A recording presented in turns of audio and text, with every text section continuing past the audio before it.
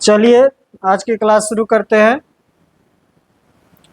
First question देखिए, आज का पहला क्वेश्चन जो है 1 नंबर का, वह छोटी से छोटी संख्या ज्ञात कीजिए जिसे 62 50 से गुणा करने पर संख्या पूर्ण घन हो। क्या हो? पूर्ण घन हो। पूर्ण घन हो। 62 50 का क्या कर लेंगे? फैक्टर। ठीक ना? 62 50 का फैक्टर कर लेंगे। तो घन बनाना है, इसलिए 62 50 का क्या कर लेंगे? पहले फैक्टर कर लेंगे।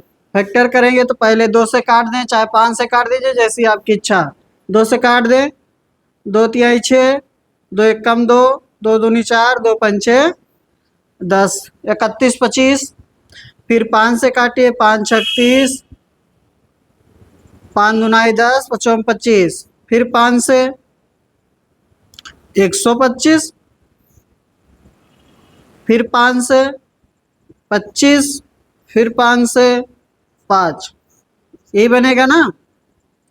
ठीक है। तो आपका जो गुणनखंड आ गया हो गया 2 गुणे 5 गुणे 5 गुणे 5 गुणे 5 गुणे 5। तो क्या बनाना है हमें? पूर्ण घन बनाना है। क्या बनाना है? घन संख्या बनाना है। तो 5 5 5, एक पेयर बन गया 3 का। तो कितने? यहाँ 5, 2 5 और आ रहा है, तो एक 5 की कमी है, और एक 2 आपके पास है, तो कितने 2 की कमी है? 2 2 की कमी है। इसमें कम से कम किससे गुणा करेंगे? 2 गुणे 2 गुणे 5 से गुणा करेंगे। किससे गुणा करना पड़ेगा? 2 गुणे 2 गुणे 5 से। तो 4 पंचे 20 से। किससे गुणा करेंगे? 20 से गुणा करने पर। ठीक है ना? आगे चलें। यही आ रहा सबका ऑप्शन में है। आगे चलिए, क्वेश्चन नंबर 2। यदि किसी अंकित मूल्य पर 45% छूट पर विक्रय मूल्य तथा 30% 20% की 2 क्रमिक छूट के बाद विक्रय मूल्य का अंतर 84 रुपये है, अंकित मूल्य ज्ञात करें। तो देखें, एक तो एक एकल छूट दिया है और बाकी 2 छूट दिया, तो उसका समतुल्य छूट निकाल देंगे। एक डिस्काउंट कितना दिया है? 45% का। एक डिस्काउंट कितना है? 45% का। जो दूसरा डिस्काउंट है वो उत्तरोत्तर डिस्काउंट है, कितने का? 30 20 का, या 20 30 एक ही बात है, 20 और 30% का। तो इसका एकल छूट बना लीजिए। क्या बना लीजिए? एकल छूट। एकल छूट क्या होगा इसका? 20 + 30 माइनस 20 गुणे 30/100, कितना? 46%, सॉरी 44%। कितना? 44%। तो कितने का डिफरेंस है? 1% का। 1% के डिफरेंस से कितना रुपए का अंतर आ जाता है? 84 रुपए का। इसलिए 100% उसका एमपी रहा होगा। तो मार्क प्राइस क्या हो जाएगा? 8400 रुपये। कितना हो जाएगा? 8400 रुपये। आगे चले, अगला क्वेश्चन, क्वेश्चन नंबर 3। एक व्यक्ति ने 28 किलोमीटर की दूरी 8 घंटे में तय की। उसने यात्रा का कुछ भाग 2 किलोमीटर प्रति घंटे की चाल से पैदल चलकर और शेष भाग 6 किलोमीटर प्रति घंटा की चाल से साइकिल द्वारा पूरा किया। पैदल चलकर तय की गई दूरी कितनी है? तो देखिए, क्या कर लेंगे इसमें? टोटल कितना चला है? 28 किलोमीटर। टोटल कितना चला है? 28 किलोमीटर। 28 किलोमीटर मान लीजिए पैदल चला x, तो और किस किस साधन से चल रहा था? साइकिल से। तो साइकिल से कितना चलेगा? 28 माइनस x। ठीक है ना? पैदल उसकी चाल क्या है? 2 किलोमीटर प्रति घंटे। और साइकिल से उसकी चाल क्या है? 6 किलोमीटर प्रति घंटे। ठीक है ना? तो यहाँ कितना समय लगेगा? x/2 लगेगा। और यहाँ का समय 28 माइनस x/6 लगेगा, बराबर कितना घंटे? 8 घंटे। समीकरण सॉल्व कर लीजिए। ये कितना हो जाएगा आपका x/2 प्लस 28/6 माइनस x/6 बराबर 8। इसको अलग लिख लीजिए। कितना हो गया x/2 माइनस x/6 बराबर 8 माइनस 28/6। सॉल्व कर लीजिए। एलसीएम ले लें।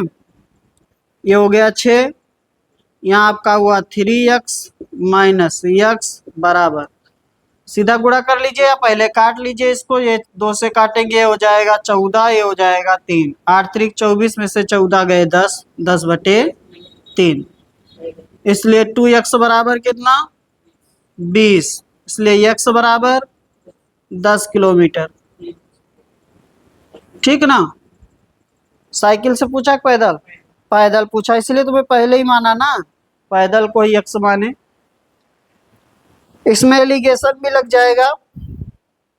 इसमें क्या लग जाएगा? एलिगेशन भी लग जाएगा। जैसे बताएं, मिश्रण से भी एक क्वेश्चन लग जाएगा, एलिगेशन से लग जाएगा। देखें, इसका दूसरा तरीका ये था कि आपको 2 चाल पता है, पैदल और साइकिल का। आप टोटल चाल निकाल लीजिए।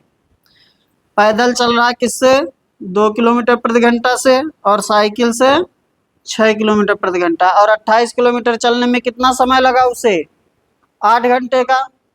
तो वो स्पीड क्या हो गई? 28/8। ठीक ना, यानी कि 7/2 किलोमीटर प्रति घंटा। यही तो हुआ। लगा दीजिए इसमें एलिगेशन। तो आपका ये इसमें से घटेगा तो कितना बन जाएगा? 3/4, सॉरी 3/2।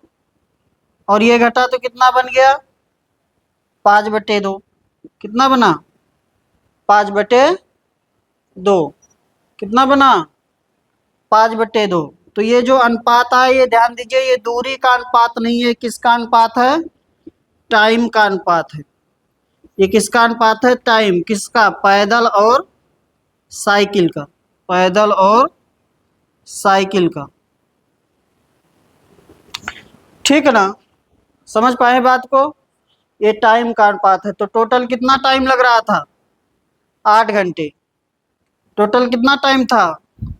8 घंटे। तो पैदल 3 घंटे और साइकिल से 5 घंटे हो गया। ठीक ना। 3 घंटे उल्टा लिख दिए क्या हम? हाँ, घटा के उल्टा लिख दिए, सॉरी। हाँ सॉरी भाई, ये उल्टा लिख दिए, यहाँ घटा के ही लिख दिए। 5/2 बनेगा, ये 3/2 बनेगा। तो 5-3 आ गया। 5-3, 5-3। ये पैदल टाइम हो गया और ये साइकिल का टाइम हो गया। तो पैदल टाइम कितना हो गया उसका? 5 घंटे। और इसकी स्पीड कितना है? 2 किलोमीटर प्रति घंटे। तो कितना हो जाएगा डिस्टेंस? 5 × 2 कितना हो गया? 10 किलोमीटर। यही तो पूछ रहा था। हो जाएगा 10 किलोमीटर प्रति घंटे। ठीक है ना, 10 किलोमीटर प्रति घंटे। आगे चलें। 2 सहकर्मियों की आयु के व्युत्क्रम का योग उसके आयु के व्युत्क्रम के अंतर के 9 गुने के बराबर है। यदि उनकी आयु का गुणनफल और उनकी आयु के योग का अनुपात 100:9 है तो उनकी आयु ज्ञात कीजिए। ठीक है ना।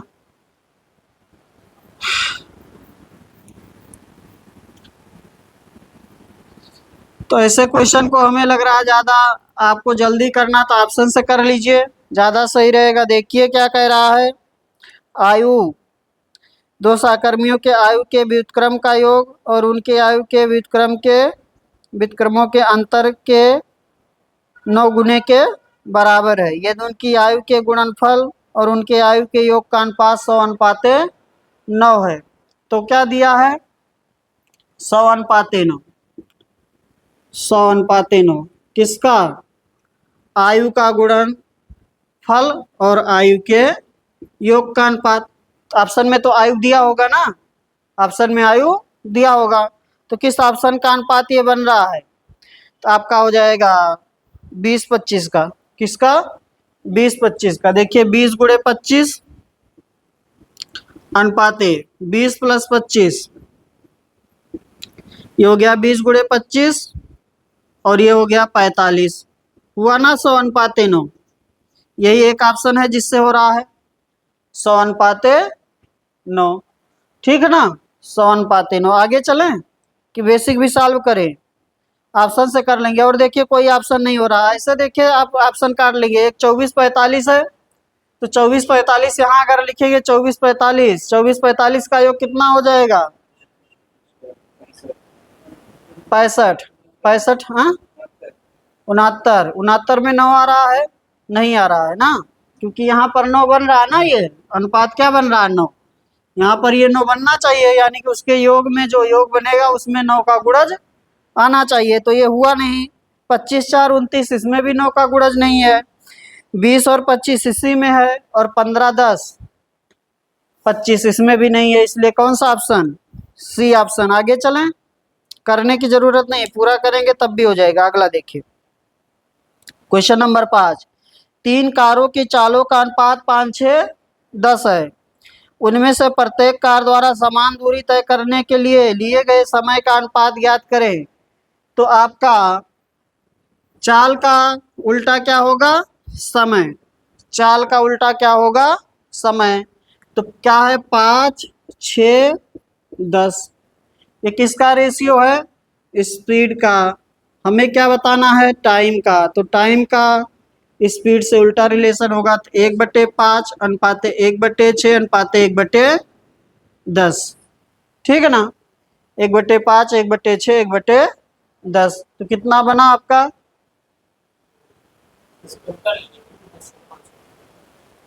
क्या ना मार खाएंगे ना, दिमाग सही हो जाएगा। 1/5 अनुपाते 1/5 अनुपाते 1/6 अनुपाते 1/10। ठीक ना, कितना बन जाएगा? एलसीएम ले लेंगे, कितना हो रहा है? 30। ये हो गया 6 5 3। कितना अनुपात बनेगा? 6 5 3। ऐसे नहीं उल्टा कर देना है, 2 में उल्टा होगा। जैसे 2 ही अनुपात 5 अनुपात 6, तो जैसे 5 6 तो 6 5 हो जाएगा। लेकिन अगर 6 5 6 10 है, ऐसे 5 6 10 है, तो इसको ऐसे मत लिख दीजिए 10 अनुपात 6 अनुपात 5, गलत हो जाएगा ये। ठीक है ना चंदन, गलती मत करिए यार आप, आपसे गलती की भी नहीं की जाती है। आगे चलिए, अगला क्वेश्चन देखिए। Question number 6। 352 सेंटीमीटर लंबाई और 100 सेंटीमीटर चौड़ाई वाले एक आयताकार क्षेत्र में लगने वाले 10 सेंटीमीटर लंबी और 8 सेंटीमीटर चौड़ाई वाले कितने टाइल्स की आवश्यकता होगी? तो कुल क्षेत्रफल बटे एक टाइल्स का क्षेत्रफल। टाइल्स की संख्या क्या हो जाएगा? कुल क्षेत्रफल, यानी कि जहां पर टाइल्स लगाना है, बटे एक टाइल्स का क्षेत्रफल। एक टाइल्स का क्षेत्रफल कितना हो जाएगा भाई? कुल क्षेत्रफल यानी कि लंबाई गुणे चौड़ाई, 352 गुणे 100, 352 गुणे 100 बटे एक टाइल्स का क्षेत्रफल 10 गुणे 8, 10 गुणे 8। ये भी सेंटीमीटर में, ये भी, इसलिए कोई दिक्कत नहीं है, सीधा सॉल्व कर लेंगे। कितना बनेगा? 440, इतना ही आ रहा, 440। आगे चले, 440। हाँ अगला क्वेश्चन देखिए, question number 7। Very important question है, ठीक ना। 7 नंबर का क्वेश्चन आप लोगों को ध्यान देना है, मोस्ट इंपॉर्टेंट क्वेश्चन है ये। 4 क्रमागत अभाज्य संख्याओं में से अंतिम 3 का गुणनफल 74 29 है और पहली 3 का गुणनफल 41 99 है। इन अभाज्य संख्याओं में से सबसे बड़ी संख्या ज्ञात कीजिए। सबसे बड़ी संख्या ज्ञात कीजिए। तो देखिए सारी संख्याएं क्या हैं, आभास संख्या हैं। तो हमने मान लिया आभास संख्या क्या होंगे, ए बी सी और डी सभी आभास संख्याएं हैं। अंतिम तीन का यानी कि बी सी डी अनुपाते ए बी सी, यही तो कह रहा है। अंतिम तीन का गुणनफल और शुरू के तीन के गुणनफल जो है वो है, अंतिम तीन का है 7429, 7429 और 4199, 4199, यही है ना। हाँ अरे भाई आगे पता चलेगा, टेंशन मत लीजिए, ठीक ना। देखिए ये सभी क्या है, आभास संख्याएं हैं, इसमें कुछ भी कॉमन नहीं होगा। ए बी सी डी में कोई चीज कॉमन होगी नहीं होगी, क्योंकि क्या है, प्राइम नंबर हैं, आभास संख्याएं हैं, ठीक ना। ये सभी क्या है, आभास संख्याएं हैं और क्रमागत हैं। कैसी हैं, क्रमागत, यानी कि आभास संख्याएं क्रमागत है, एक आभास संख्या आ गई उसके बाद अगली उसके बाद अगली, ऐसी आभास संख्या, ठीक ना। तो इसमें आपका ये प्राइम नंबर है, यानी कि कुछ भी कॉमन नहीं है। तो ये जो हमने लिखा है इसमें बी सी दोनों जगह कॉमन है, यानी इसका एचसीएफ जो होगा वो बी सी होगा, क्योंकि कॉमन तो कुछ नहीं है, वैसे में संख्याओं में कुछ भी कॉमन नहीं है, तो जो भी बनेगा वो बी सी बनेगा। तो आप इसका अनुपात निकाल लीजिए, इसका अनुपात बताइए, या आप इसका क्या निकाल लीजिए, एचसीएफ निकाल लीजिए। क्या निकाल लीजिए, एचसीएफ। एचसीएफ निकाल लेंगे तो उसी से काट देंगे तब भी पता चल जाएगा। एचसीएफ निकालिए।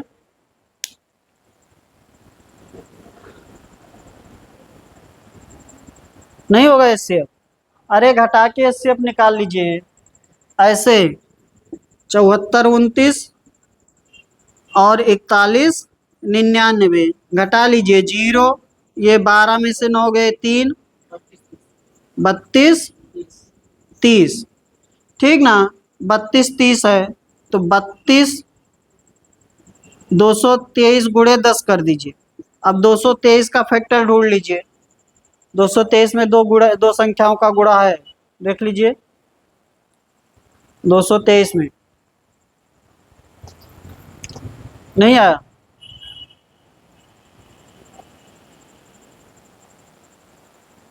सत्रह गुणे 19 है, 963 है ना। 17 गुणे 19, देखिए 17 गुणे 19 है ये,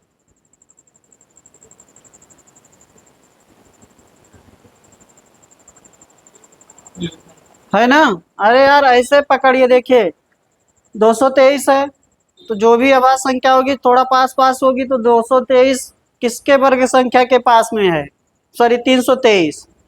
अगर 17 का स्क्वायर करेंगे तो 289 होगा, यानी कि 17 के आसपास की कोई संख्याएं होंगी आभास संख्याएं। तो एक 17 हो गया, एक 19 हो गया, समझ गए बात को। तो 17 19 हो गया, यानी कि इसका एचसीएफ क्या हो गया, 17 और गुणे 19। हमने 10 क्यों हटा दिया, क्योंकि क्या है, आभास संख्याएं हैं, ठीक ना। तो 10 को शामिल करेंगे तो आभास संख्या रहेगी नहीं। तो आपका एक संख्या हो गई 17 एक 19, और क्रमागत है तो पहले क्या रही होगी 13, और आखिरी कौन रहा होगा 19 के बाद 23। क्रमागत में यही तो आभास संख्याएं होंगी। 13 के बाद कौन सी आभास संख्या, अरे 13 के बाद 17, 17 के बाद 19, 19 के बाद 23। तो चारों आभास संख्याएं क्या हो जाएंगी, 13 17 19 23। समझ गई बात को ना। चलिए तो आपका क्या चाहिए था हमें, सबसे बड़ी संख्या। सबसे बड़ी संख्या क्या हो जाएगी 23, सबसे बड़ी संख्या, इसमें सबसे बड़ी संख्या हो जाएगी। किसी कंफ्यूजन नहीं है ना, 23। एचसीएफ ऐसे निकाल लेंगे घटा के, ठीक ना। आगे चलिए, डिवाइड करते तब भी आता, जब इसको डिवाइड करते तो ये जाकर किससे कटता, या 13 से कटता, या 17 से, या 19 से। ये संख्या 13 17 19 से कटती, ये संख्या 17 19 23 से कटती। ऊपर वाला 17 19 23 से कटेगा, नीचे वाला 13 17 19 से। ये जो लिखा है ये लिखा है 13 गुणे 17 गुणे 19 और ये लिखा है 17 गुणे 19 गुणे 23। ठीक है ना? हाँ, ऊपर 23 बचेगा, नीचे 13 बचेगा। आगे चले क्या? हाँ, इसी के बीच में एक 13 हो जाएगी, एक 23 हो जाएगा, अगली 17, अगली 19 हो जाएगी। अगली हमें सिर्फ बड़ी संख्या पूछ रहा है ना। आगे चले क्वेश्चन नंबर 8। दो रेलगाड़ियां ए और बी नामक स्टेशनों से चलना शुरू करती हैं और एक दूसरे की ओर क्रमशः 60 किलोमीटर प्रति घंटा और 70 किलोमीटर प्रति घंटा के चाल से चलती हैं। उनके मिलने के समय दूसरी रेलगाड़ी पहली रेलगाड़ी की तुलना में 100 किलोमीटर दूरी तय कर चुकी होती है, अधिक दूरी तय कर चुकी होती। ए और बी के बीच की दूरी ज्ञात करें।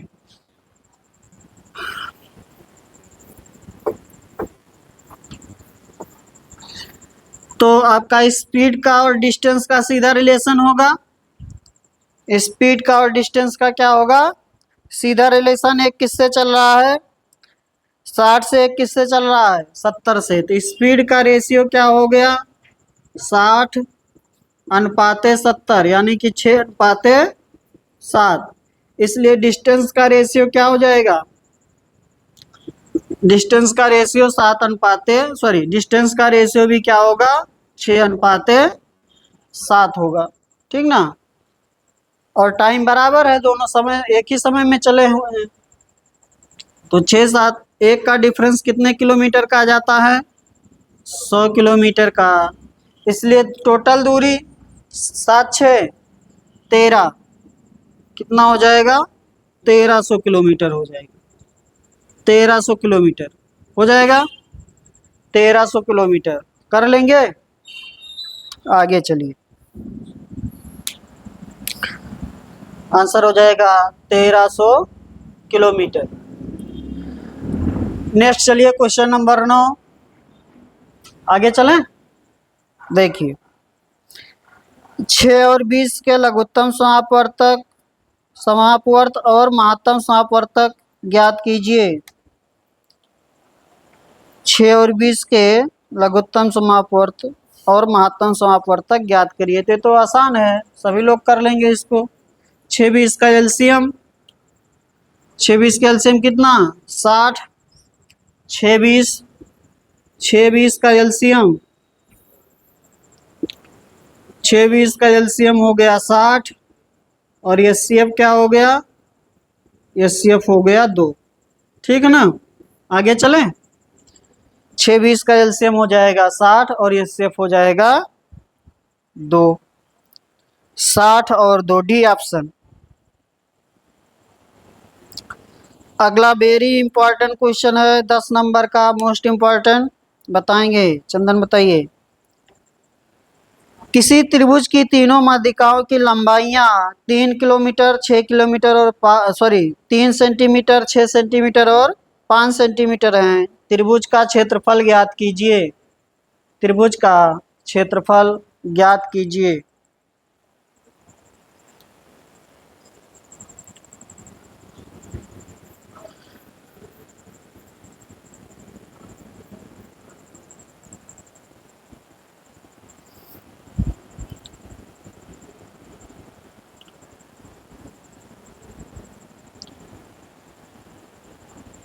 नहीं आएगा?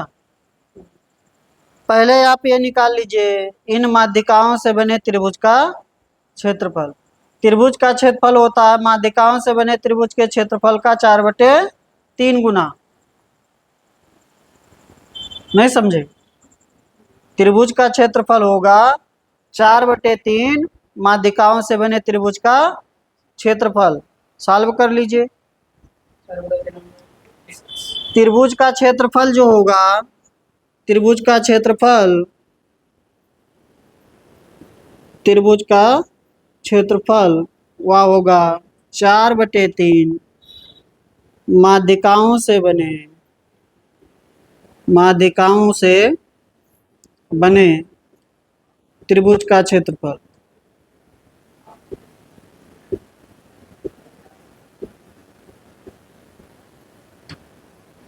कर लीजिए। माध्यिकाओं से बने त्रिभुज का क्षेत्रफल यानी कि कौन सी भुजा है आपके पास, माध्यिकाएं कितनी कितनी हैं? माध्यिका आपके पास है 3 6 5। माध्यिका क्या है? 3 6 5। इससे त्रिभुज का क्षेत्रफल निकाल लीजिए।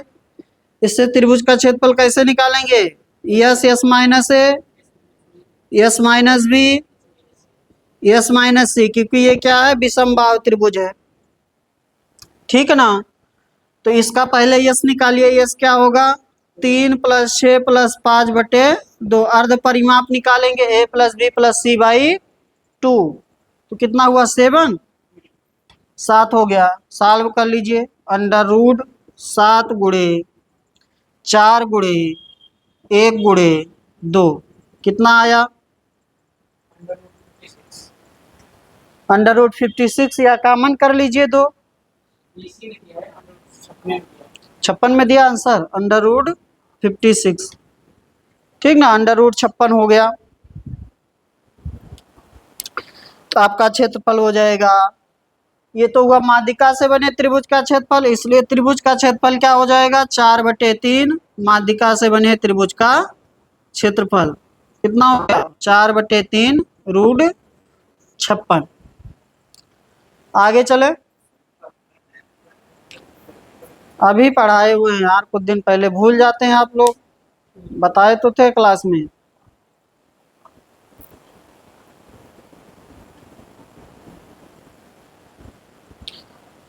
कोई फार्मूला ऐसा नहीं है जो बचा होगा यहाँ क्लास में कि ना कराए हो। गलती से कोई ऐसा हो जो ना आता हो, वही भले बचा हो। जिसका क्वेश्चन हो सकता ना ही आया हो, ऐसा भी हो सकता, लेकिन लगभग लगभग हमने सारे कराए हुए। क्वेश्चन नंबर 11 बताइए।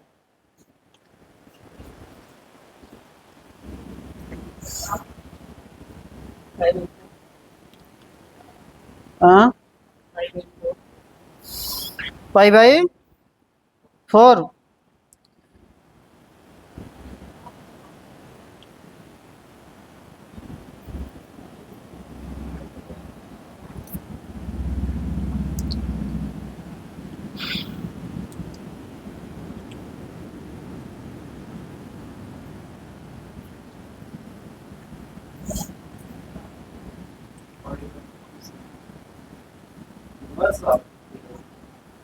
इनवर्स का कोई मतलब नहीं है यार।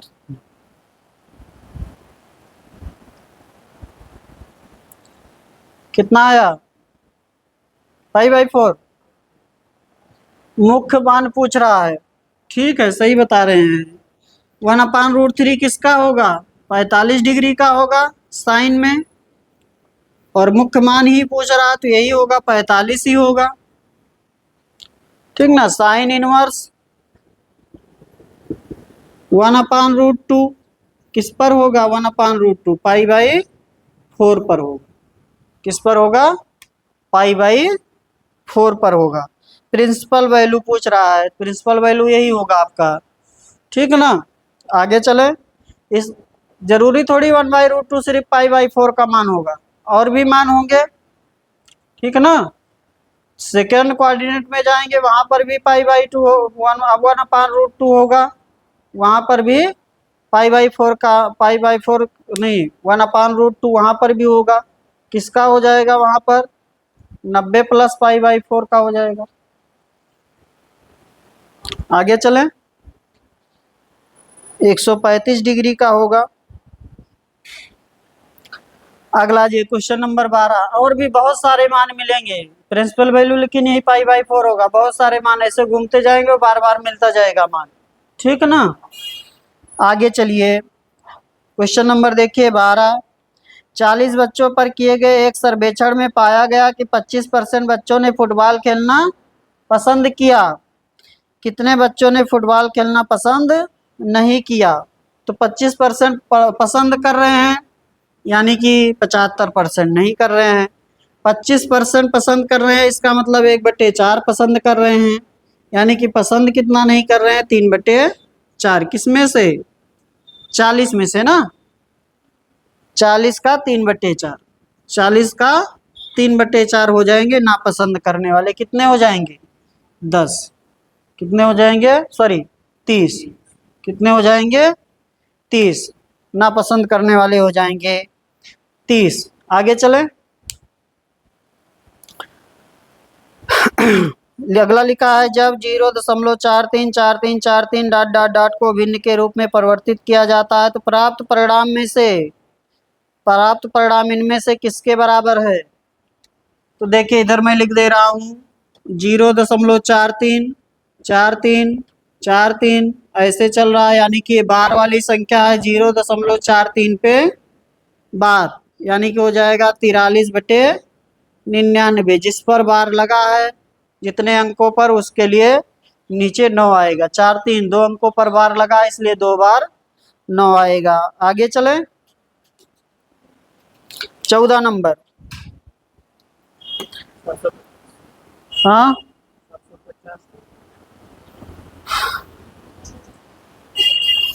अनीता 15% वार्षिक साधारण ब्याज की दर पर 5,000 का ऋण लेती है।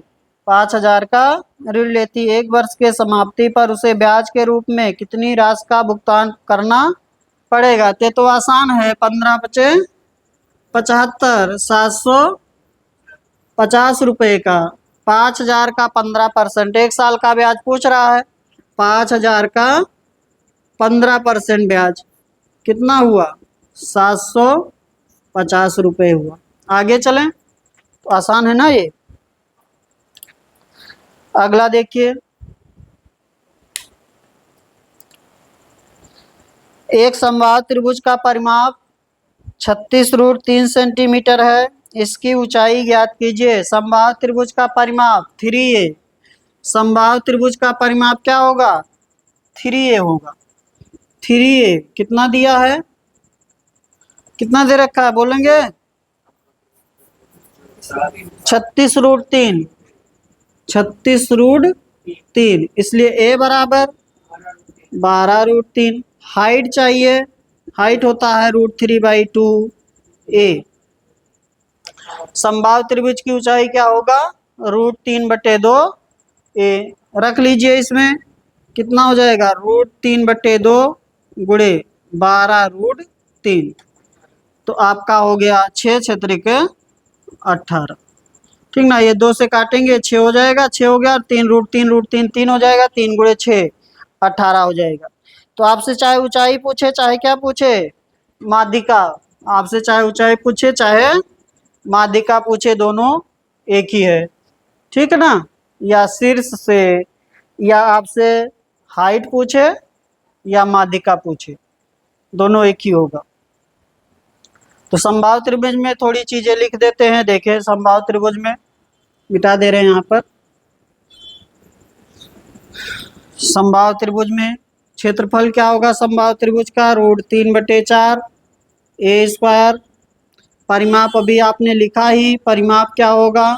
परिमीटर क्या होगा? 3a। हाइट या माध्यिका क्या होगी इसकी? √3/2a। इसका capital R plus small r क्या होगा? ये होगा हाइट या माध्यिका। ठीक ना। इसका कैपिटल R क्या होगा चंदन? कैपिटल R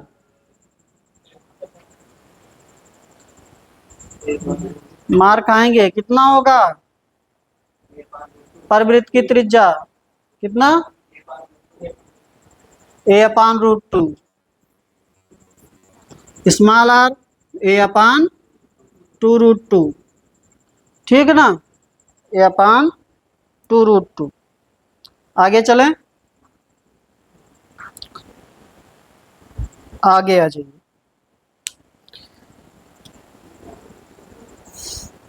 बाकी हम बताते ही चलते हैं। डेल्टा बराबर R×S होगा। हाँ, डेल्टा बराबर R×S। और आपका वो पूछता नहीं, लिखना चाहते तो लिख लीजिए कैपिटल R बराबर होगा ABC अपान 4 डेल्टा। ये पूछता नहीं, कोई मतलब नहीं उसका, लेकिन लिखना चाहते तो लिख लीजिए डेल्टा बराबर होगा R इंटू एस। सबसे ज्यादा यही पूछता है, डेल्टा बराबर R इंटू एस। आगे चलें, नेक्स्ट क्वेश्चन पर चलिए।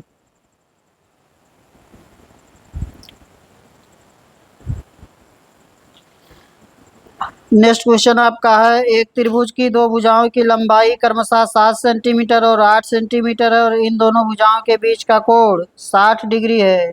त्रिभुज की तीसरी भुजा की लंबाई ज्ञात कीजिए।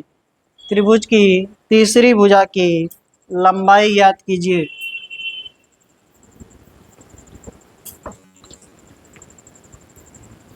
बताइए।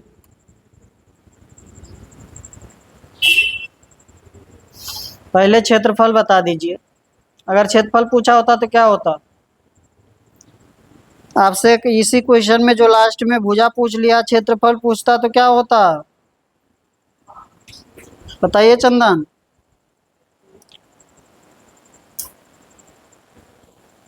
क्षेत्रफल पूछता तो क्या होता? हाँ, ए बी cos थीटा। त्रिभुज का क्षेत्रफल होगा A B 1/2 A B sine theta, ये होगा ना। बताए तो थे अभी 1-2 दिन पहले, अच्छा आप थे नहीं। चलिए भुजा निकालिए। भुजा कैसे निकालेंगे? भुजा कैसे निकालेंगे देखें। क्या कर लेंगे, ऐसे लिख लीजिए cos A बराबर B square plus C square minus ए स्क्वायर अपान 2BC। ठीक ना। मान ले रहे हैं कि भुजा ए नहीं पता है, तो cos 60 हो गया बराबर ए बी स्क्वायर और सी स्क्वायर आपको पता है 7 और 8, 7 का स्क्वायर प्लस 8 का स्क्वायर माइनस ए स्क्वायर बट्टे में 2BC। BC कितना? 7 गुणे 8। cos 60 क्या होगा? 1/2। 7 का स्क्वायर कितना? 49 प्लस 64 माइनस ए स्क्वायर बट्टे में 2 गुणे 7 दुनाई 14 अट्ठे 112। 112, और चाहे इधर से 2 काट देते तब भी सही था। सॉल्व कर लीजिए इसको, 2 से काटेंगे कितना हो जाएगा? 56 बराबर 49 प्लस 64 माइनस ए स्क्वायर, इसलिए ए स्क्वायर बराबर, ये जोड़ेंगे तो कितना हो जाएगा? 9 4 13 और 6 4 10 1 11 माइनस 56। ए स्क्वायर बराबर कितना आ गया?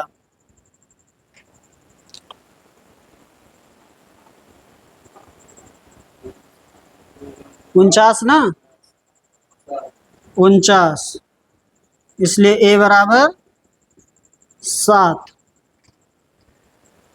ठीक है ना। एक कोण दो भुजा पता है, तीसरी भुजा पूछ रहा है, तो ये कॉन्सेप्ट लगेगा cos A बराबर B square plus C square minus ए स्क्वायर अपान 2BC। साइन वाले में दो कोण एक भुजा पता हो, साइन वाला कब लगेगा? साइन जैसे साइन रूल आप कह रहे हैं ना, sine A upon A equal to sine B upon B equal to sine C upon C. इसमें कहाँ लग पाता है? इसमें क्या दिया है? दो भुजा दिया है, कितना? 7 और 8, दो भुजा दे दिया और एक कोण दिया, तो इसमें से कोई भी दो उठाएंगे तो आपको भुजा पता करने के लिए दो कोण और एक भुजा पता होनी चाहिए, तभी तो लगेगा। और अगला कोण अगर आप कोण निकालना चाहे तो कोण एग्जैक्ट निकल नहीं पाएगा इससे। समझ गए बात को ना। आगे चले। चलिए, तो जब भी आपको क्या पता हो, दो भुजा पता हो और एक कोण, तो वहाँ पर क्या लगेगा अगली भुजा के लिए? कास वाला लगेगा। कास ए बराबर B square plus C square minus ए स्क्वायर अपान 2bc। यहाँ ए चलेगा तो यहाँ बी सी चलेगा, नीचे बी सी चलेगा, माइनस में ए स्क्वायर चलेगा। कास सी लगाएंगे तो कास सी बराबर ऐसे चलेगा आपका A square plus B square minus C square upon 2ab चलेगा। अब वो माइनस होगा, ऐसे तीनों लिख दें, कोई मतलब वैसे नहीं है, क्योंकि वो आपसे कभी पूछेगा नहीं, दो भुजा देगा एक कोण देगा, यहाँ पर रख देना है। अगर लिखना चाहते तो लिख लीजिए। कास बी बराबर जब लिखेंगे तो आपका लिखा जाएगा A square plus C square minus B square upon 2ac। अगर कास सी बराबर लिखेंगे तो लिखा जाएगा A square plus B square minus C square upon 2ab। ठीक ना? आपको यहाँ तक नहीं पूछेगा, आपसे दो भुजा देगा एक कोण देगा, जैसे इसमें दे दिया है। ठीक है ना? आगे चलते हैं। और अगर आपके पास दो कोण एक भुजा पता है, अगर आपके पास क्या पता हो? दो कोण एक भुजा।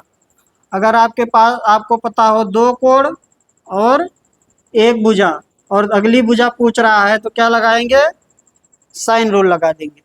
ठीक है ना? साइन रूल लगा देंगे। आगे चलें, नेक्स्ट पर चलिए। कितना है क्वेश्चन नंबर बोलिए, छूट गया है। 17। दो संख्याओं का योग 850 और उनका महत्तम समापवर्तक HCF 25 है। ऐसी संख्याओं का एक संभव युग्म है। एक संभव युग्म पूछ रहा है आपसे, तो HCF के अनुसार संख्या मान लेंगे। क्या करेंगे? HCF के अनुसार संख्या मान लेंगे। क्या हो जाएगी संख्या? HCF कितना दिया है? 25 दिया है HCF। HCF दिया है 25, इसलिए एक संख्या हो जाएगी 25x, अगली संख्या 25y। दोनों का योग दिया है ना, संख्याओं का योग। तो क्या हो जाएगा आपका? 25x प्लस 25y बराबर कितना? 850। इसलिए x प्लस वाई बराबर 850 बटे 25, 25 दिया 75, बचा आपका 10, 25 चौके 100, कितना हुआ? 34। ठीक ना? अब इसमें से एक आपको संभव युग्म बताना है, तो इतना हमारे समझ से करने की जरूरत नहीं थी। ठीक ना? ऐसे योग से ही अच्छा, सबका योग हो रहा है क्या? 850, सबका योग हो रहा है 850। ठीक है, तो इस 34 का आप बना लीजिए, युग्म बनाइए। क्या बनेगा? 1 और 33, 2 और 32 बनेगा नहीं, 3 और 31, 4 और 30 बनेगा नहीं, 5 और 29, इस प्रकार से बनेगा। तो देख लें आप, जो आपके पास संख्या पता है, जो ऑप्शन पता है, उसी का अनुपात निकाल लीजिए। जो आपके पास ऑप्शन पता है उसी का क्या निकाल लीजिए? अनुपात, ज़्यादा सही रहेगा। ऐसे तो कई पेयर बन जाएंगे इसके ना, बनता जाएगा लास्ट तक, तो आप उसी का अनुपात निकाल लीजिए, ज़्यादा सही रहेगा। कौन कौन सी संख्या? 300 और 300 550, 300 और 550 का अनुपात करेंगे कितना आएगा? इसका अनुपात करेंगे कितना बनेगा? 611। नहीं हो रहा 34, ये होगा नहीं। 250 और 600, 250 और 600 कितना बनेगा? ये भी नहीं बनेगा। 5 12, ये भी नहीं हो रहा है। अगला क्या है? 350 और 50, ये हो जाना चाहिए शायद। 350 और 50 कितना हो गया?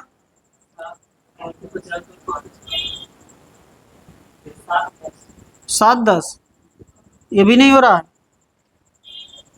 34 ही आ रहा ना भाग करने पर। और आपका है 225 और 625, ये हो जाएगा 225 और 625, ये आपका हो गया 9 और ये हो गया 25 ना, इसका योग हो भी रहा 34। ये 34 बनना चाहिए। तो ऐसे जब अभी हम करते जाते तो एक आपका बनता 7, 6 वाला बनेगा नहीं, फिर 7 वाला बनेगा। 7 में कितना,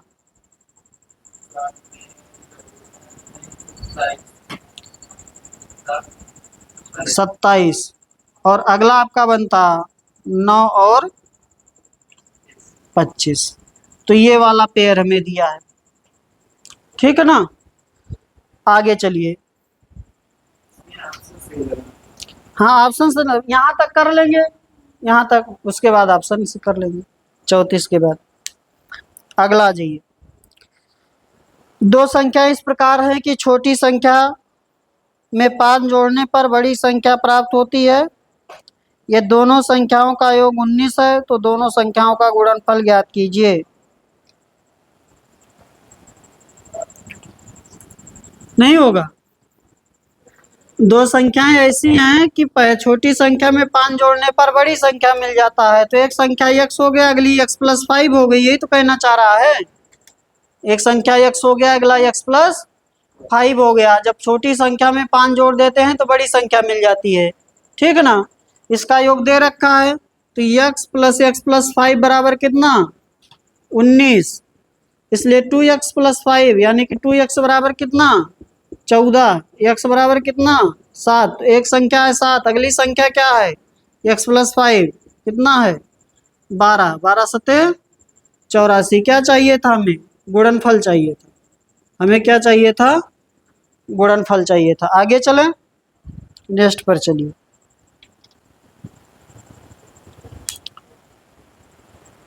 ब्लड तो नहीं हो रहा है। आगे चलिए।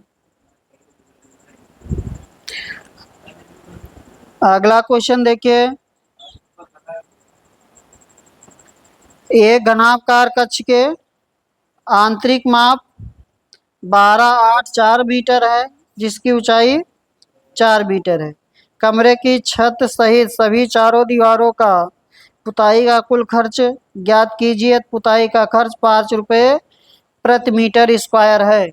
तो देखिए भाई, दीवालों को पोतना है और किसको, छत को, यानी कि फर्श को पुताई नहीं करना है, फर्श की पुताई नहीं करना है, ठीक ना। तो किसको किसको, किसकी किसकी पुताई करना है, दीवार का प्लस छत का।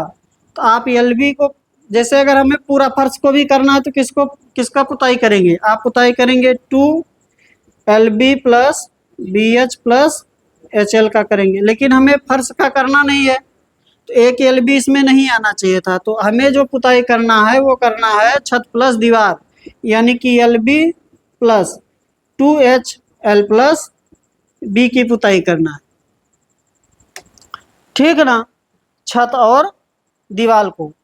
तो छत का क्षेत्रफल हो जाएगा LB और दीवार का हो जाएगा 2HL + B, ठीक है ना, 2HL + B रख लीजिए। कितना हो जाएगा, LB कितना दिया है, बोल दीजिए भाई। 12 × 8, 12 × 8 + 2H, H हो गया 4, और 12 + 8 कितना हो गया, 12 × 8 = 96 + 4 दूनी 8 और 8 दूनी 16, 160 ना। कितना हो गया ये, 6 9 6 15, 256 हो रहा है। कुल क्षेत्रफल कितना हो गया जिसे पुताई करना है, 256 आ रहा है। 256 मीटर स्क्वायर, और 1 मीटर स्क्वायर का कितना खर्च है, 5 रुपये। तो कुल खर्च हो जाएगा, कुल खर्च 256 × 5, 1280 रुपये। आगे चलते हैं।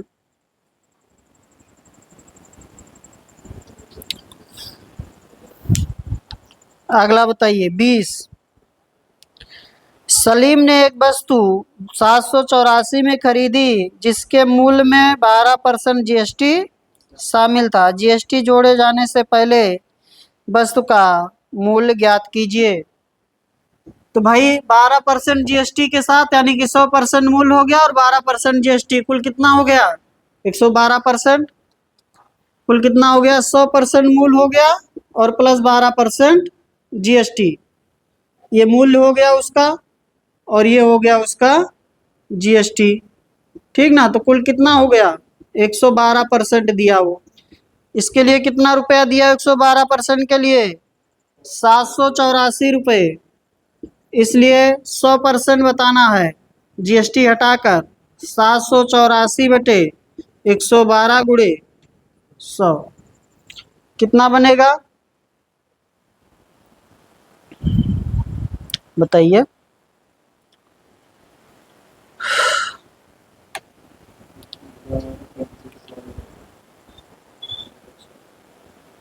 सात 700 700 ठीक है भाई, 700।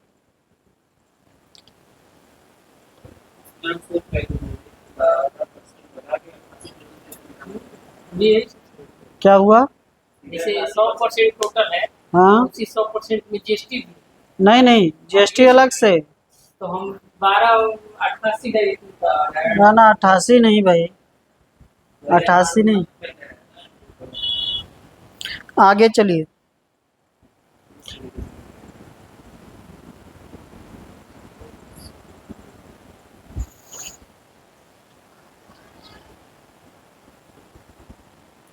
अट्ठासी का 12% निकालेंगे, 100 तक पहुंच जाएंगे। उसका मतलब जो आपने मान लिया वो गलत नहीं माना। आप खुद सोचिए, जैसे आपने मान लिया कि 88 हो गया मूल्य और इसका 12% जीएसटी, तो 100 पर कहाँ पहुंचेंगे आप? हमने माना मूल्य 100 है और 100 का 12% जीएसटी 112 हो जाएगा। समझे बात को?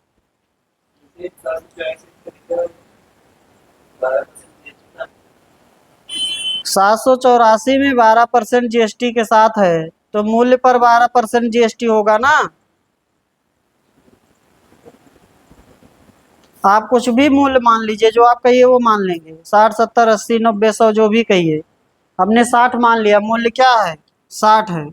12% जीएसटी, 12 छक 72, 7.2 रुपये का जीएसटी, ये 67.2 रुपये हो जाएगा। अब समझ में आया बात?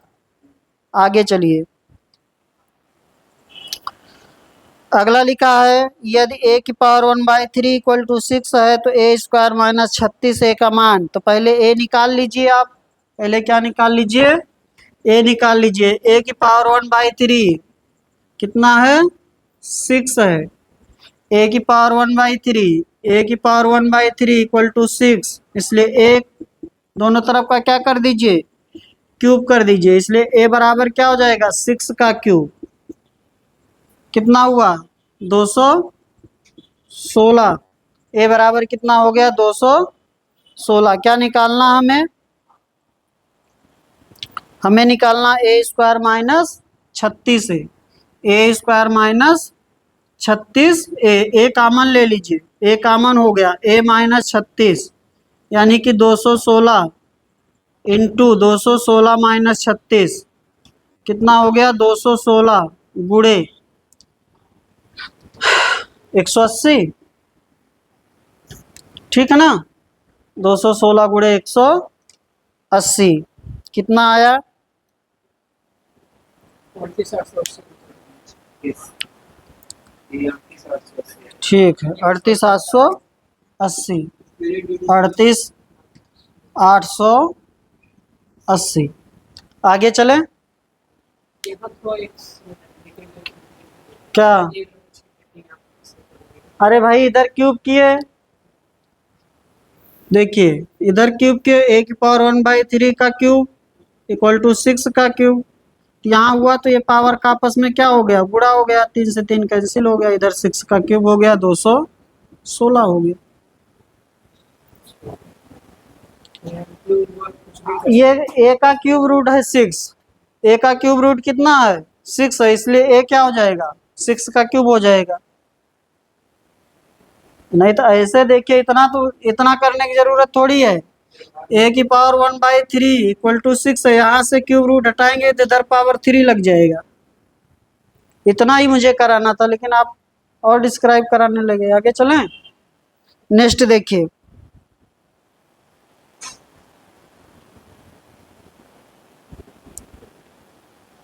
एक बैग में 3,000 है, जिसमें 50 रुपये, 100 रुपये और 10 रुपये मूल वर्ग के नोट हैं। यदि 100 रुपये, 50 रुपये, 10 रुपये के नोटों का अनुपात क्रमशः 5, 8, 10 है, तो बैग में 50 रुपये वर्ग के नोटों की संख्या ज्ञात कीजिए। तो नोटों का अनुपात क्या है? 5, 8, 10। कितना है नोटों का अनुपात? 5, 8, 10 है। नोटों की संख्या का अनुपात है 5:8:10। यही लिखा ना, 5, 8, 10 है। टोटल रुपए कितना है? 3,000 है। ठीक है। ये पहला कितना 50 रुपए का नोट है? पहला 100 है। ये 100 रुपए का नोट है। ये कितने का है? 50 का है। ये कितने का है? 10 रुपए का नोट है। ठीक ना। अगर 100 रुपए के 5 नोट हैं तो कितना रुपए हो जाएगा? 500 हो जाएगा। इससे 500 रुपये बनेगा, इससे 400 रुपये बनेगा और इससे 100 रुपये बनेगा। तो अगर अनुपातिक रूप से देखें तो हमारे पास कितना रुपया हो गया? 5, 4, 9, 1, 10, 1,000 रुपये हो गया। 1,000 रुपये हमारे अनुसार आ रहा है। वैसे बैग में कितना है? 3,000। तो 1 बराबर 3,000, तो 1 बराबर 3। 1 बराबर कितना हो गया? 3। तो हमें क्या चाहिए? 50 रुपये मूल वर्ग के नोटों की संख्या। तो 50 रुपये मूल वर्ग के नोटों की संख्या कितनी है? 8। तो 1 बराबर 3, तो इसलिए 8 बराबर 24। कितने नोट हैं? 24 नोट हैं। आगे चलें।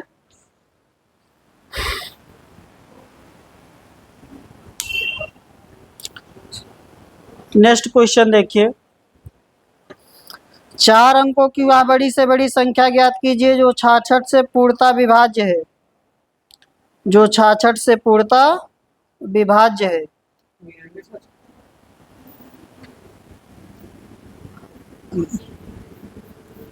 विभाज्य है वो 66 से।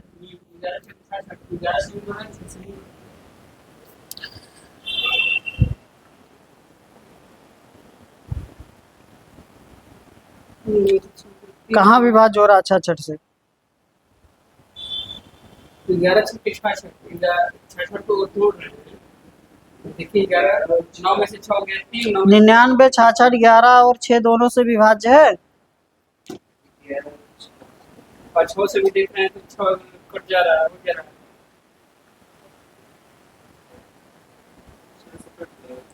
अरे भाई 11, 6 दोनों से कटना चाहिए।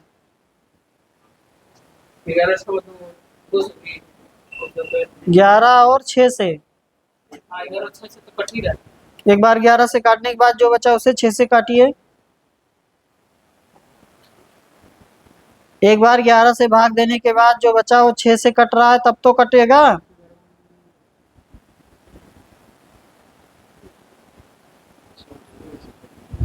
कट रहा है। 11 9 99, 0, 11 छक्का 66, कितना हो गया? 906 कट रहा। 906, 6 कम 6, 30। हाँ तब ठीक है। तब आगे चले। वही तो मैं कह रहा हूँ, ऐसे नहीं देख लीजिए कि 11 से अलग 6 से अलग। नहीं जैसे 66 का गुणनफल 11 गुणे 6 हो गया। हाँ मैं समझ रहा हूँ आपकी बात। 11 गुणे 6 हो गया 66 का। ये मैं समझ रहा हूँ जो आप कह रहे हैं, 11 गुणे 6। ठीक है ना। अब आपने 99 66 को ऐसे चेक कर लिया, एक बार 11 से चेक कर लिया, एक बार 6 से। तो जरूरी नहीं एक बार 11 से कट रहा है और एक बार 6 से तो 66 से कट रहा है। ठीक है ना। समझे बात को। चलिए आगे चलिए। इसलिए दोनों से पहले भाग दे लीजिए फिर, क्योंकि इसमें थोड़ा सही रहेगा दे लेंगे तो। इससे इससे बाकी सब क्या है? इससे सब बाकी छोटी संख्या है और हमें बड़ी से बड़ी 4 अंकों की चाहिए, तो यही हो जाएगा। ठीक है ना। आगे चलिए, ऑप्शन से कर लिए आप, अच्छा है। और वैसे अगर करेंगे तो क्या करेंगे?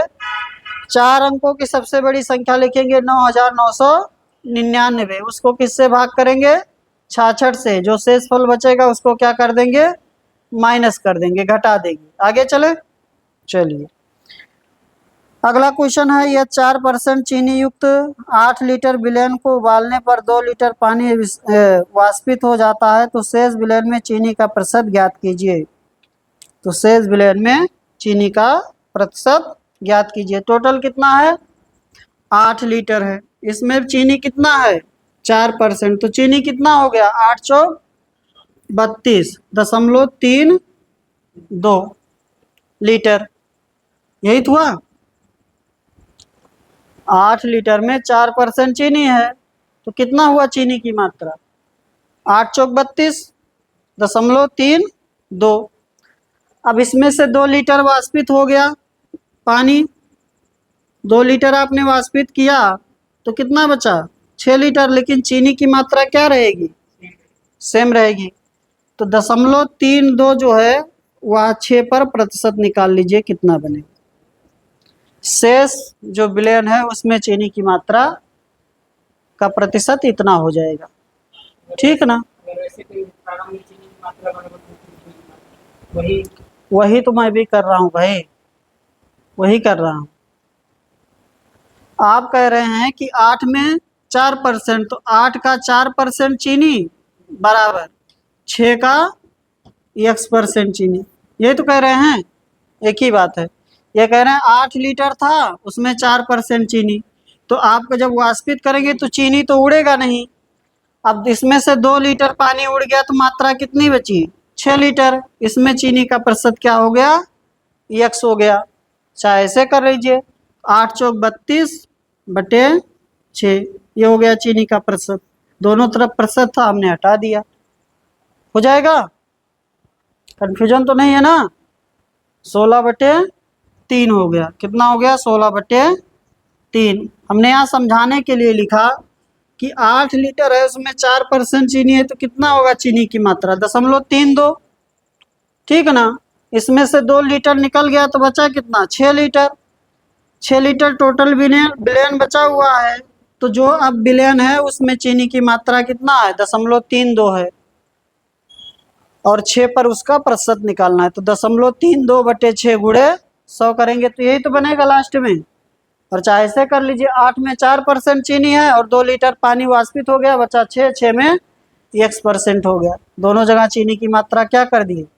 बराबर कर दिए, क्योंकि वाष्पित होगा तो चीनी नहीं उड़ेगा, चीनी का वाष्पन नहीं होगा। आगे चले।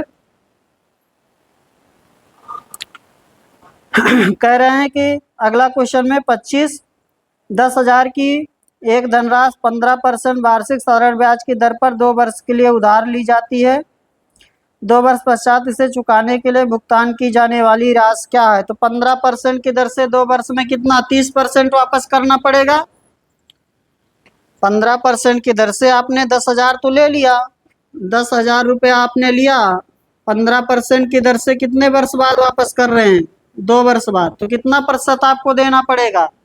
30% देना पड़ेगा। ब्याज के रूप में कितना देंगे? 30%।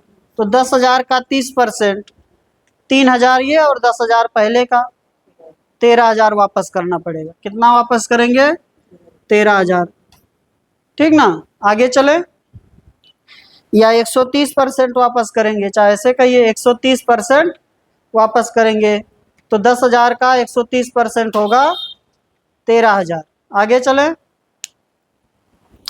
नेक्स्ट क्वेश्चन देखिए क्या लिखा। अगला क्वेश्चन, एक खिलौना कार का विक्रय मूल्य 540 है, ये दुकानदार ने इस पर 20% लाभ कमाया हो, तो इस खिलौना कार का क्रय मूल्य ज्ञात कीजिए। बताइए। 450। अरे भाई 20% लाभ ले लिया, जो 5 था वो 6 हो गया, या कहिए जो 100 था वो कितना हो गया? 120 हो गया। एक ही बात है ना? चाहे कहिए जो 100 था वो क्या हो गया? 120 हो गया, और चाहे कहिए जो 5 था वो क्या हो गया? 6 हो गया। 6 का मान दिया है, कितना दिया है? 540, इसलिए 1 बराबर, बोलेंगे नहीं 90, इसलिए 5 बराबर 450। नेक्स्ट पर चलिए। अगला क्वेश्चन, अगला लिखा है एक संख्या 3 से बड़ी है लेकिन 8 से कम है, इसके साथ ही या 6 से बड़ी लेकिन 10 से छोटी है, वह संख्या कौन सी है? 7 है। तो रीजनिंग का क्वेश्चन है, 3 से बड़ी और 8 से छोटी संख्या क्या है? 3 से बड़ी और 8 से छोटी। और इसी x के बारे में बात हो रहा है कि ये 6 से बड़ी है और 10 से छोटी है। तो कौन बचा? 7 बचा। ठीक है ना, आगे चलते हैं। नेक्स्ट क्वेश्चन 28, दो व्यक्तियों की आय का अंतर 15 वर्ष है। यदि 5 वर्ष पूर्व बड़े व्यक्ति की आयु छोटे व्यक्ति की आयु से दुगनी थी तो उनकी वर्तमान आयु ज्ञात कीजिए।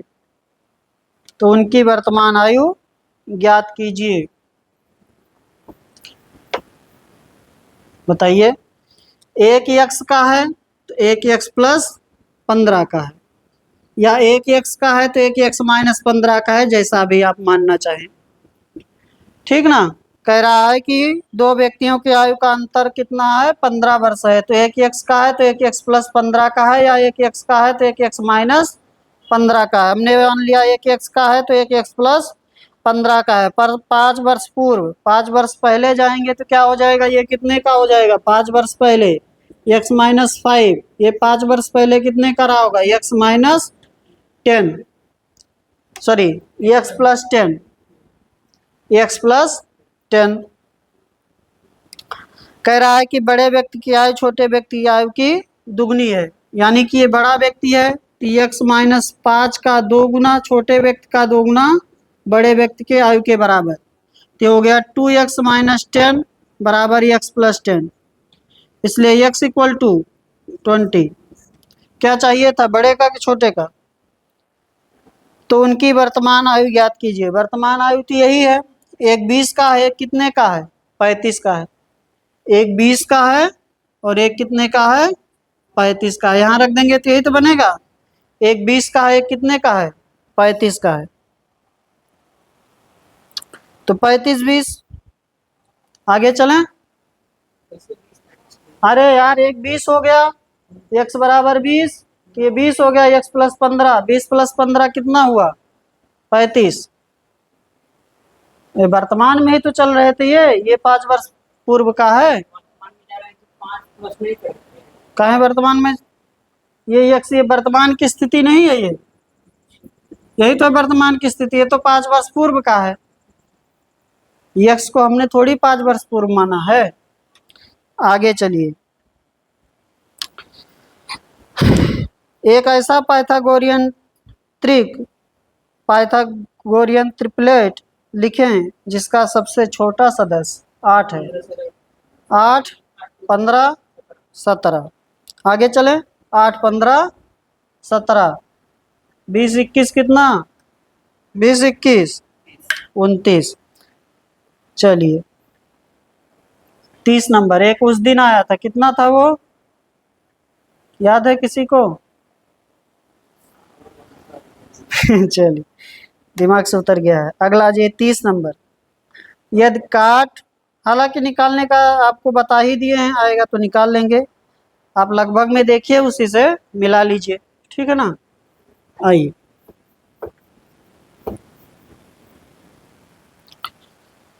यदि काट π/2 माइनस थीटा बराबर 1/√3 है तो कास थीटा का मान।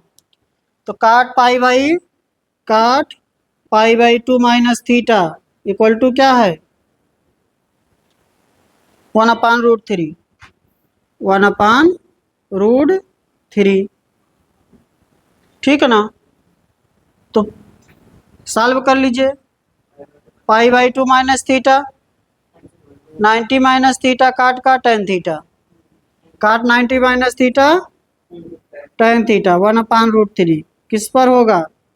π/6 पर। ठीक ना, या 30 पर। थीटा बराबर क्या हो जाएगा? 30 डिग्री, या इसी को कहते हैं π/6। हमें क्या पूछा है? कास थीटा, कास 30, कास 30 होगा √3/2। यहाँ डायरेक्ट ऐसे लिख सकते थे इसको, ठीक है ना। आगे चलिए, काट दिया π/2 माइनस थीटा, tan में जाएगा, tan 30 का है, कास 30 पूछ रहा है, √3/2 चाहिए। इतना लिखने की जरूरत थोड़ी थी, लेकिन समझाना है तो लिखना पड़ा। अगला देखिए, यदि x बराबर, आज का लास्ट क्वेश्चन है, x बराबर 7 + 4 √3 है तो √x - 1 √x + 1 √x का मान चाहिए। तो देखिए x बराबर कितना है, 7 - 7 प्लस ना, 7 + 4 √3, 7 + 4 √3, 1/x निकाल लीजिए, क्या हो जाएगा 7 - 4 √3, ठीक ना। 7 × 7 = 49, 4 × 4 = 16, 3 × 48, एक का डिफरेंस है, इसलिए माइनस लगा देंगे, काम चल जाएगा, ठीक है ना। अब हमें क्या चाहिए, हमें चाहिए √x + 1/√x, इसी का पहले स्क्वायर कर दीजिए, इसका स्क्वायर कर देंगे तो क्या मिल जाएगा, x + 1/x, और माइनस एक प्लस ये है ना, हाँ ठीक है, +2 ये बनेगा, इसका स्क्वायर करने पर। तो यहाँ से लिख लीजिए x + 1/x का मान क्या आएगा, 14, जोड़ देंगे तो क्या बनेगा, 14 ही तो बनेगा। यहाँ रख लीजिए, तो 14 + 2 कितना हो गया, 16। लेकिन ये किसका मान है, ये √x + 1/√x का होल स्क्वायर है, इसलिए √x + 1/√x क्या बनेगा, 4 बनेगा। क्या बनेगा, 4 बनेगा। तो आंसर हो जाएगा 4, ठीक ना। यूट्यूब वालों के लिए क्वेश्चन, और ये आपका क्लास आज का समाप्त हो गया है। आप लोग वीडियो देखते हैं तो वीडियो को ज़्यादा से ज़्यादा शेयर करिए, लाइक करिए और कमेंट करिए। धन्यवाद।